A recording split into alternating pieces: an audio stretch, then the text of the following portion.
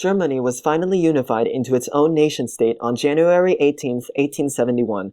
Before that, Germany only existed as a group of dozens of smaller fractured states populated by German-speaking people in Central Europe. In Act 1 of this video, we will explain the process by which these states came to be unified into a single Germany. Part 1. The Holy Roman Empire to the Confederation of the Rhine. From the year 800 to the year 1806, Germany was part of a large complex of territories in Central Europe, known as the so-called Holy Roman Empire, which was neither holy, nor Roman, nor a true empire, but rather a loose group of hundreds of mostly small Germanic states, each led by its own prince. Two of these states, Austria and Prussia, formed large and powerful empires. Both would play a key role in the future unification of Germany. But then, the Holy Roman Empire was finally brought to an end when Napoleon, Emperor of France, conquered and dissolved it in 1806. In place of it, Napoleon formed the Confederation of the Rhine, a group of 16 Western German states, not including Austria or Prussia. While Napoleon was in power, nationalism throughout Germany began to grow in an effort to get rid of his rule. Part 2. The German Confederation.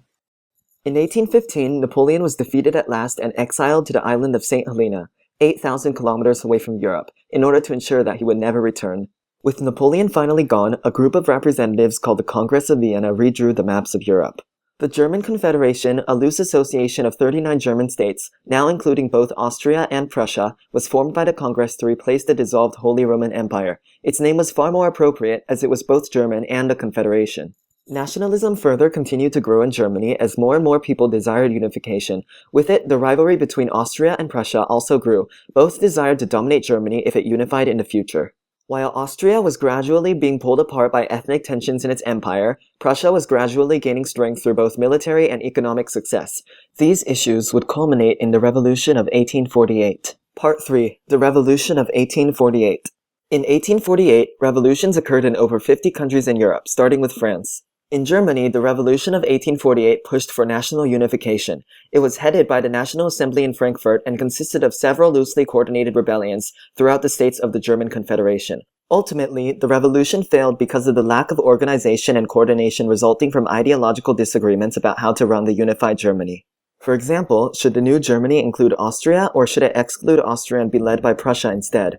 Should Germany become a monarchy or a republic? Should the new German government be strongly centralized, or should it be a loose federation? While middle-class revolutionaries were committed to classical liberal principles, working-class revolutionaries were more radical and wanted improved living and working conditions. In the end, because the people could not agree on much, the aristocracy was able to crush the rebellion. While the Revolution of 1848 failed, it would pave the way to eventual German unification. Part 4. Otto von Bismarck appointed. In 1862, King Wilhelm I of Prussia appointed a politician named Otto von Bismarck as minister-president. Bismarck, a master of complex politics, would become the leader behind the successful unification of Germany. Bismarck followed Realpolitik, or Realpolitik in German, a system of diplomacy based on considering given circumstances rather than ideological or moral premises. In Realpolitik, the ends justify the means. Bismarck demonstrated and explained this philosophy in his speech Blood and Iron, or Blut und Eisen. In his speech, he stated that the unification of Germany cannot and will not occur through speeches and democracy, as the Revolution of 1848 had tried and failed at, but only through blood and iron, or in other words, war. Germany is not looking to Prussia's liberalism, but to its power. Prussia has to coalesce and concentrate its power for the opportune moment, which has already been missed several times. It is not by speeches and majority resolutions that the great questions of the time are decided. That was the big mistake of 1848 and 1849, but by iron and blood. Part 5. Bismarck's 3 Wars of Unification. True to his speech, Bismarck then started and won 3 wars in order to unify Germany. First was the Prusso-Danish War, also known as the Second Schleswig War, in 1864. After the war, Denmark ceded the German-speaking areas of Denmark, Schleswig-Holstein, to Prussia and Austria. Second was the Austro-Prussian War in 1866, in which Prussia broke its alliance with Austria. This war broke up the German Confederation, with some states supporting Austria and others supporting Prussia. When Prussia emerged victorious in the end, the North German Confederation was formed out of 22 North German states in 1867. It was led by Prussia and Austria was excluded. Third and last was the Franco-Prussian War, which began in 1870 when Bismarck provoked France by altering a telegram to insult their emperor, Napoleon III.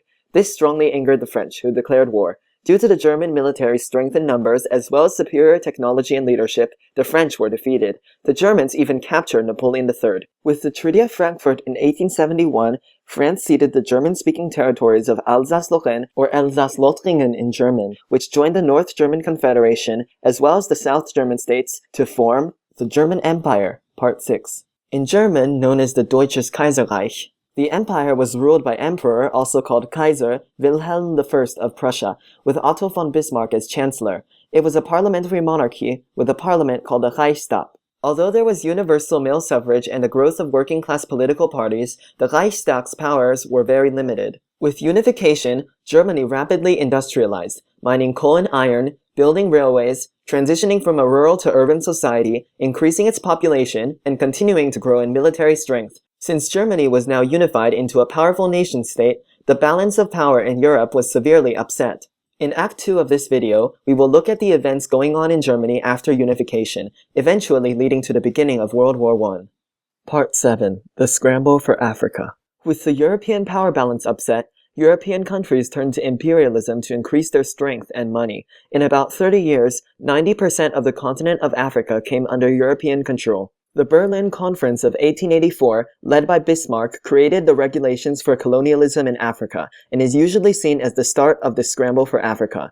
Bismarck himself was uninterested in overseas imperialism, but due to overwhelming support from the people, Germany also joined in on this scramble and took control of some colonies. Part 8. Alliances after unification. Bismarck knew that the balance of power was severely upset from the unification of his country, so he tried to prevent the breakout of a great European war and made alliances with several countries around him. In 1873, the League of the Three Emperors was formed between Germany, Austria, and Russia. When this league collapsed because of Russia and Austria's rivalry for influence in the Balkans, Germany signed the Reinsurance Treaty with Russia in 1887, promising to remain neutral if the other became involved in a war with a third power. Part 9. The Dismissal of Bismarck and the Moroccan Crises. In 1888, the young and bombastic Wilhelm II succeeded as Emperor or Kaiser of Germany. Opposing Bismarck's more careful foreign policies, Wilhelm forced Bismarck to resign in 1890 at the age of almost 75. Germany was then set on a new course of foreign affairs and rapid expansion to increase its place in the sun. Wilhelm cared virtually nothing about how the power balance was getting so messed up. He refused to renew the Reinsurance Treaty as he favored Austria over Russia. In 1905, the first Moroccan crisis began when Wilhelm attempted to take control of the French colony of Morocco.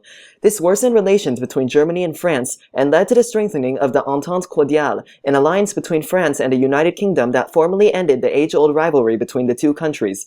Wilhelm barely even learned anything from all this, since he started another Moroccan crisis in 1911, which made everything even worse. With European relations severely disturbed from Wilhelm's acts of aggression, it became clear that Europe was splitting up into two opposing teams of alliances, the perfect setup for war to begin. Part 10. The Start of World War I. In 1897, Otto von Bismarck said, "One day the great European war will come out of some damn foolish thing in the Balkans." Then he died the next year. And so, the prophecy was fulfilled on June 28, 1914, when Archduke Franz Ferdinand and his wife Sophie were assassinated in Sarajevo, Bosnia, by a Serbian nationalist. This led to a conflict between Austria and Serbia, in which Serbia called for help from Russia, so in response, Germany came to help Austria because Wilhelm II had ignored the Reinsurance Treaty, and then France and the UK came to help Russia because of the Entente. So pretty soon, all of Europe became involved in a giant war that led to over 38 million casualties.